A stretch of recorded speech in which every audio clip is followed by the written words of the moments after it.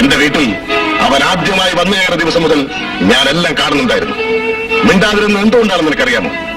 സ്വന്തം ഭാര്യ മറ്റൊരുത്തന്റെ കാമുകയാണെന്ന് പറയാനുള്ള ലജ്ജ കൊണ്ട്. എന്താ, നിനക്കൊന്നും പറയാനില്ലേ? പറയാനുണ്ട്. എങ്കിൽ പറയൂ. നിങ്ങൾ ഇത്രയും പറഞ്ഞ സ്ഥിതിക്ക് ഞാൻ എന്ത് വിളിച്ചു വെക്കണം? ഞാൻ വേണുവിനെ സ്നേഹിച്ചിരുന്നു, വേണു എന്നെയും. പക്ഷെ അതിനപ്പുറം ഞങ്ങൾ തമ്മിൽ ഒന്നും ഉണ്ടായിരുന്നില്ല. അതായത് വിവാഹത്തിന് മുമ്പ് എന്റെ ഭാര്യ പ്രസവിച്ചിട്ടില്ലെന്ന്? മുരളി, ഞാനെല്ലാം കേട്ടു. എന്റെ ഭാര്യ കേൾക്കാൻ മാത്രമേ ഞാൻ പറഞ്ഞുള്ളൂ. എന്റെ മകൻ ചീത്തയാണ്, ഞാൻ സമ്മതിച്ചു. പക്ഷേ എന്റെ മകളെ ഞാൻ അങ്ങനെയല്ല വളർത്തിയത്. ഞാൻ വിചാരിച്ചു ആ മകനെ പറ്റിയും അമ്മ നല്ലത് പറയുന്നു. വേണുവും തുളസിയും ചെറുപ്പം മുതലേ ഒന്നിച്ച് കളിച്ചു വളർന്നവരാണ്. അവരെന്നും സ്വന്തം സഹോദരങ്ങളെ പോലെയാണ് എന്ന് അമ്മയ്ക്ക് തോന്നി. പ്രായമായപ്പോൾ അവർക്ക് ചില മാറ്റങ്ങളുണ്ടായി. അതമ്മ കണ്ടില്ല. അമ്മയുടെ മകൾ തന്നെയാണ് അതിനോട് പറഞ്ഞത്. സംശയം ഉണ്ടെങ്കിൽ ചോദിച്ചു നോക്കൂ. എനിക്ക് വേണുവിനെ ഇഷ്ടമായിരുന്നു, വേണുവിന് എന്നെ. തുളസി, ഇനി അമ്മയ്ക്ക് വല്ലതും പറയാനുണ്ടോ? ഇത് നേരത്തെ അറിഞ്ഞിരുന്നെങ്കിൽ ഒരിക്കലും ഞാൻ വിവാഹത്തിന് സമ്മതിക്കില്ലായിരുന്നു. എല്ലാ ബന്ധങ്ങളും ഇന്നിവിടെ വെച്ച് അവസാനിക്കട്ടെ. ചെയ്തേ, നമുക്ക് പോവാം. നിങ്ങൾ പോകണമെന്ന് തീരുമാനിച്ചോ? പോകാൻ തീരുമാനിച്ചു എന്ന് മാത്രമല്ല, ഇനി ഒരിക്കലും തിരിച്ചു വരാതിരിക്കാൻ കൂടി തീരുമാനിച്ചു കഴിഞ്ഞു. എന്താ ചേട്ടാ, എനിക്കൊന്നും മനസ്സിലാവുന്നില്ല. നീ ഇത് മനസ്സിലാക്കണമെന്നില്ല.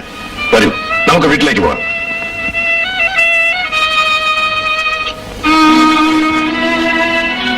ചേച്ചി, നീ വരുന്നുണ്ടോ? തിരിച്ചു വരുന്നവരാണ് യാത്ര ചോദിക്കുന്നത്. നമ്മളിൽ ഒരിക്കലും തിരിച്ചു വരുന്നവരല്ല.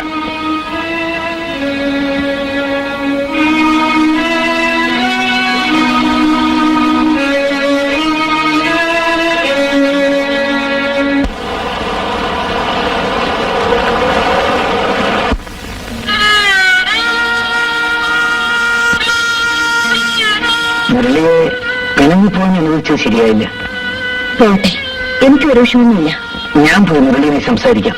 വേണ്ട, ഭാര്യയെ സംശയിക്കുന്ന ഒരു ഭർത്താവിനൊത്ത് എങ്ങനെ ജീവിക്കാൻ കഴിയും? ജീവിതം എന്ന് പറയുന്നത് ഇന്നോ നാളെയോ അവസാനിക്കുന്നതാണോ? വാശി പിടിച്ചാൽ നാളെ ദുഃഖിക്കേണ്ടി വരും. എന്റെ ദുഃഖം നിങ്ങളാണ്. വേണം പറയൂ, എന്നെ ഓർത്ത് നിങ്ങളെപ്പോഴും ദുഃഖിക്കുന്നില്ലേ? തുളസി ഇന്ന് മറ്റൊരാളുടെ ഭാര്യയാണ്. നമ്മളെല്ലാം മറക്കണം. ഞാനെല്ലാം മറന്നു കഴിഞ്ഞു. ഇല്ല, വേണമെന്നാണ് പറയുന്നു. എന്നെ മറക്കാൻ വേണമെന്ന് കഴിയുന്നു? എന്റെ മുഖത്ത് നോക്കി പറഞ്ഞു, പറയൂ, എന്നെ മറക്കാൻ വേണമെന്ന് സാധിക്കുമോ? പറയൂ വേണു.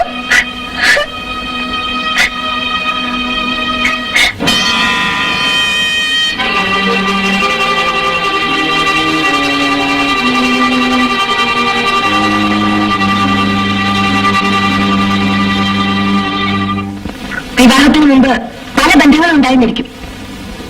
കോളേജിൽ വെച്ച് ചേട്ടന്റെ പെങ്ങളെ ഞാൻ പ്രേമിച്ചിട്ടില്ലേ? ചേട്ടന് പരിചയമുള്ളതല്ലേ ശ്രീനിയെ? ചേട്ടൻ ആരെയും പ്രേമിച്ചിട്ടില്ലെന്ന് എന്റെ മുഖത്ത് നോക്കി പറയാമോ? വിദ്യാർത്ഥി ജീവിതത്തിൽ അങ്ങനെ പലതും സംഭവിച്ചിട്ടുണ്ടാവും. പക്ഷെ യഥാർത്ഥ ജീവിതത്തിൽ അതാരും കാര്യമായി എടുക്കാറില്ല. അത് ചേട്ടൻ സംഭവിക്കുന്നുണ്ടല്ലോ. അപ്പൊ പിന്നെ ചെറുപ്പം പോലെ ഒന്നിച്ച് കളിച്ചു വളർന്ന അവർ തമ്മിൽ മാനസികമായി എന്തെങ്കിലും അടുപ്പമുണ്ടായിരുന്നിരിക്കും.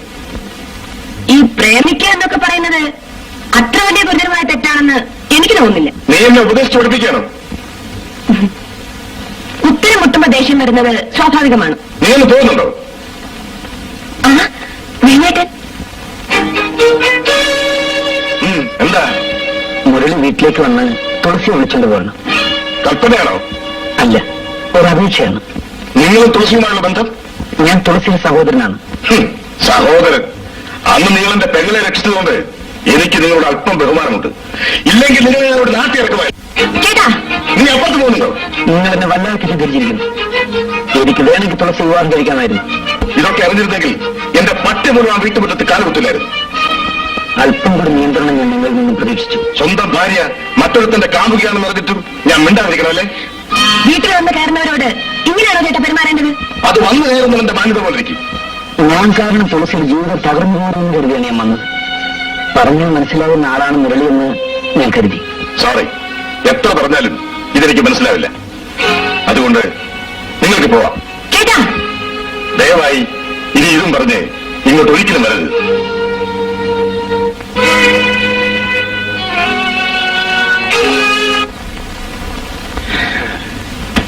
ഇനിയും ഞാൻ ഈ എസ്റ്റേറ്റിൽ നിന്നാൽ തൊഴിലാളികൾ എന്നെ പട്ടിയെ പോലെ കണക്കാക്കും. അതുകൊണ്ട് ഞാൻ പോയേക്കാൻ പറ്റൂല. ഓർമ്മ വെച്ച കാലം മുതൽ ഞാൻ വളർന്നത് നിങ്ങളോടൊപ്പമാണ്. ഇന്ന് ഈ എസ്റ്റേറ്റിൽ എനിക്ക് ആരെങ്കിലും ഉണ്ടെന്ന് പറയാൻ നിങ്ങൾ മാത്രമേ ഉള്ളൂ.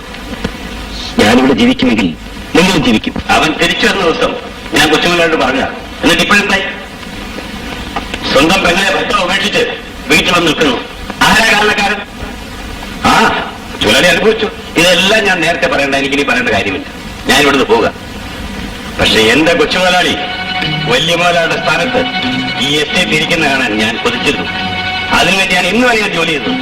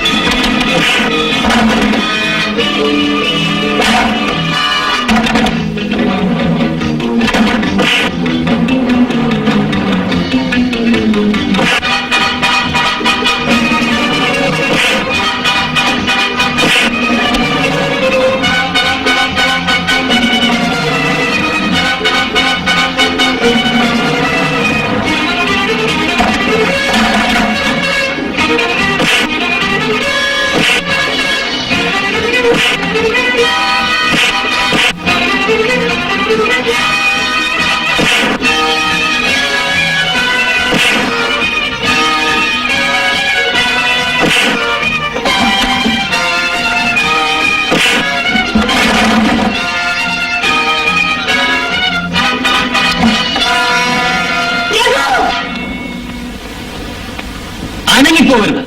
രണ്ടിനെ ഞാൻ ചുട്ടുകളയും. കൊല്ലടാ. നിന്നെ പ്രസവിച്ച ഉടനെ നിന്റെ കൈ സ്വീകരിച്ച് കൊല്ലാതിരുന്ന ഈ അമ്മയുടെ നേരെ അതിന്റെ കാറ്റ് വലിക്കടാ.